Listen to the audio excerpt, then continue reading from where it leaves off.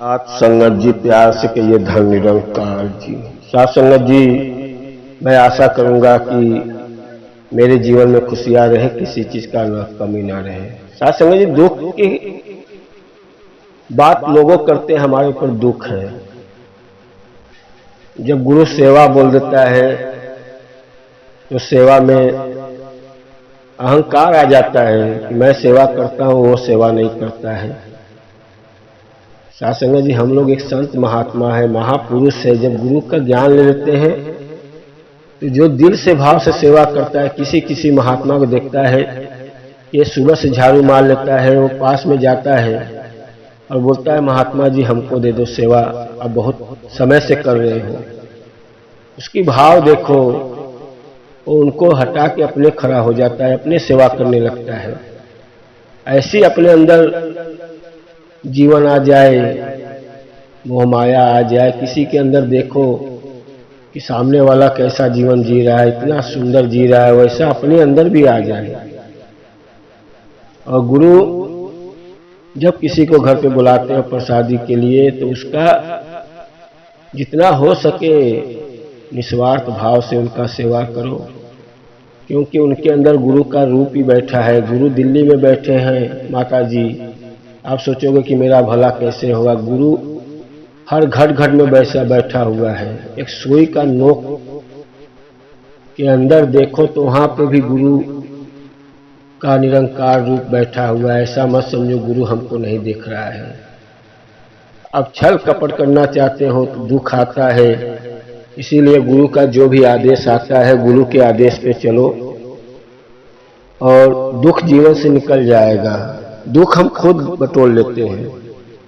गुरु का आदेश आ गया कि सेवा करो तो सेवा में आप कटौती करते जाते हो। ऐसे ही साथ संगत जी छोटा सा विचार है, अच्छा लगे तो लाइक और सब्सक्राइब कर देना। 3 सत्संगी थे, उन लोग सेवा करते थे। गुरु के पास उनका बुलाहट आ गया, गुरु आपको बुलाए अपने पास। तीनों सत्संगी को गुरु ने पास में बुलाया। गुरु जी बोले भाई एक हमारा काम करना है, आप लोग जाओ 55 किलो आम खरीद के बाजार में से लेके आओ। आप लोग की इतनी सेवा दिया जाता है और सभी लोग जितने संत लोग हैं, जितने सत्संग में आए हैं, सब बैठ जाओ। इन तीनों को जाने दो, 55 किलो आम लेके आने दो। तीनों बड़ा सोचने लगे, यार 55 किलो आम। तो जो पहला व्यक्ति था वो तो बड़ा खुशी था, वाह मेरे गुरु आज मुझे सेवा करने का मौका दिया, आज तूने 5 किलो आम मांगा। बड़ा खुशी था कि गुरु का सेवा करने का मौका मिला। आज मैं निस्वार्थ भाव से गुरु का सेवा करूंगा, मैं अच्छा अच्छा आम लेके जाऊंगा, क्योंकि ये मौका मिला है, ये मौका नहीं गंवाना है, गुरु का आदेश आया है। तीनों बाजार में जा रहे हैं। दूसरा बोला यार गुरु ने 5 किलो आम मांग दिया है, क्या जरूरत है, किसी को बांट देंगे, अपने तो इतना खाएंगे नहीं, क्यों इतना सेवा करा रहे हैं। तीसरा के भी मन में अलग अलग भाव आ रही है। पहुंचा, पहला व्यक्ति पहुंचा जहां पे अच्छा आम था, जाके बोला भाई मुझे 5 किलो आम जो बेचते हो आपको अच्छा लगता है दे दो, मेरे गुरु का आदेश है। उसने बोला भाई अच्छा आम देंगे, पका हुआ, उसमें थोड़ा पैसा ज्यादा है, महंगा है, क्या चलेगा भाई, दे दो, गुरु का आदेश है। उसने 5 किलो आम ले लिया, पैसा महंगा था लेकिन दिया। दूसरा पहुंचा, 3-4 दुकान पे जाने के बाद जो पका था, गला था, बोला भाई थोड़ा सस्ता में लगा के मुझे 5 किलो आम दे दो। उसको भी गला वाला जो था सस्ता वाला 5 किलो दे दिया। बोला भाई गुरु तो खाएंगे नहीं, दूसरे को बांट देंगे, क्या मतलब है मैं अच्छा लेके जाऊं, वो तो बांटना ही है, किसी को जो भी बांटे, गुरु तो इतना आम खाएंगे नहीं। और तीसरा व्यक्ति था, वो बोला यार गुरु के पास आम मुझे भी लेके जाना है, 5 किलो क्या जरूरत है। उसने टोकरी के नीचे जो सड़ा गला एकदम फेंकने वाला था, जो साइड में निकाल देता था, बोला भाई जो नीचे आम पड़ा हुआ है उसका जो भी कीमत क्या लगाओगे। कहने भाई ये तो कचरे में फेंकने के लिए निकाला हूँ। कहने भाई दे दो मुझे, कुछ ले लो पैसा। उसने एकदम जो कचरे के भाव फेंकने वाला कुछ 1-2 रुपया जो भी उसके समझ में आया दे के तीनों 5-5 किलो आम लेके आए। भाई गुरु तो अंतर्यामी है, सब उसको मालूम है, लेकिन छल कपट हमारे अंदर है। तीनों आने के बाद गुरुजी बोले एक एक कमरे में तीनों जने को लाइट पंखा का व्यवस्था करके तीनों जने के एक एक कमरे में बंद कर दो और इन लोग को 3 दिन बंद रखो। 3 दिन के लिए 5 किलो आम बहुत काफी है। इन लोग का आम 5 किलो इन लोग को दे दिया जाए और 3 दिन तक आराम से खाए और अपने बेडरूम में आराम करे। सब सुविधा मिल गया। जब तीनों को बंद किया गया, तीनों सोच रहे हैं क्यों मुझे बंद कर रहे हैं। गुरुजी ने आदेश के अनुसार जो 5-5 किलो आम लाए थे उन लोग के पास पहुंचा दिए। बोले आप लोग ये खाओ, 3 दिन तक रहो। अब जो भाई पहला अच्छा आम लिया था वो तो बड़ा खुशी था, गुरु का आदेश है भाई 3 दिन रहना है, भूखे सो लेंगे, गुरु का आदेश का पालन करना है मेरे को। ऐसा नहीं कि गुरु 3 दिन बोल दिया कि मैं नाराज रहूं। गुरु का शुक्राना किया और उसका वहीं पका हुआ आम मिला और 3 दिन बड़ा अच्छे से खाया और इन लोग बेचारे एक दिन बीता, सड़ा हुआ आम खाने का दिल नहीं कर रहा है। दूसरा दिन तो तड़पने लगे भूख से, खाना शुरू कर दिए। तीसरे दिन तो एकदम सड़ा जो सोच रहे थे निकाल के फेंकूंगा वो भी मजबूरी पड़ गया।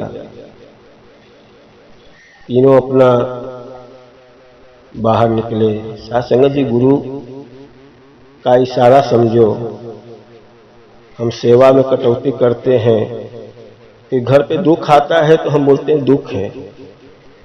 आपने जैसा बीज बोया वैसा ही फल पाओगे।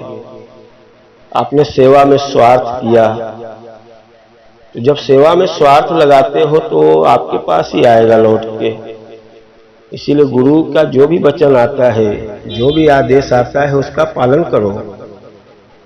हम दुख क्यों कहते हैं, जीवन में दुख क्यों नहीं जाता है।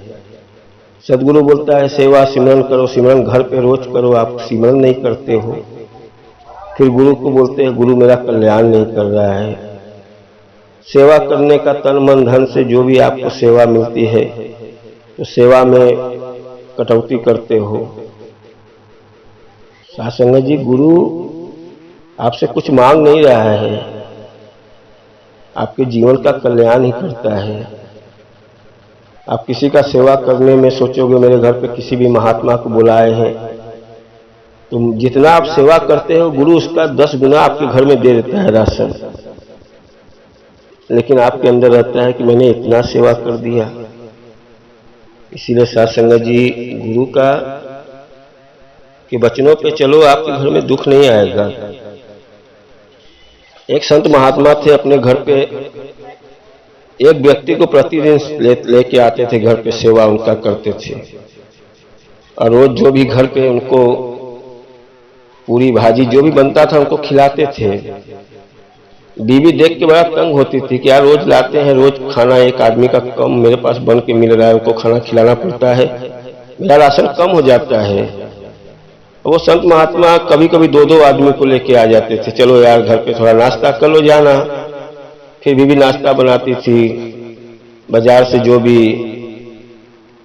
खरीद के लाना 100-50 रुपए का। उसको अब लगने लगा कि अरे 25-50-100 रुपए का राशन जा रहा है फालतू। एक दिन वो 3 महात्मा को लेके आ गए। उस दिन बीवी भड़क गई, बोली ये क्या आप रोज रोज नाटक लगाया कर, अरे ये मेरे गुरु का रूप है, ये संत महात्मा मेरे गुरु का रूप है, गुरु ही है, आप सेवा करने के लिए पीछे मत जाओ। भड़क गई, बोली मैं आज खाना नहीं बनाऊंगा। और उन लोग को बाहर आके बोली महात्मा लोग आप लोग के पास कोई काम नहीं है, क्यों इनके पीछे रोज चले आते हो। वो महात्मा लोग हाथ जोड़े, तो आप लोग जाओ, पति पत्नी में झगड़ा हो गया कि देख तूने मेरे गुरु को घर से भगा दिया, इनके वजह से तुम्हारा घर चलता था। पत्नी बोली कि उनके वजह से कुछ नहीं चल रहा है, रोज का राशन जा रहा है 50-100 का, तुमको समझ में नहीं आ रहा है, इन लोग को क्या करना है, रोज आ जाते हैं। साध संगत जी, उसके घर में अंधेरा छा गया, घर में से खुशियां कमी हो गई। धीरे धीरे ऐसा लगता था राशन 5 किलो लाता था, 2-2.5 किलो हो जाता था। चावल दाल खरीद के लाता था, कम हो जाता था। अब तो घर में पैसे की दिक्कत आ गई, अब बड़ा परेशान हो गए। बीवी बड़ा चिंता में हो गई। रात को सोई, रात को सपने में उसको निरंकार का दर्शन हुआ। बोले देख, जो तेरे घर पे आते थे महात्मा लोग, वो तेरा थोड़ा सा राशन खाते थे, मैं उसका 10 गुना तेरे घर में भर देता था।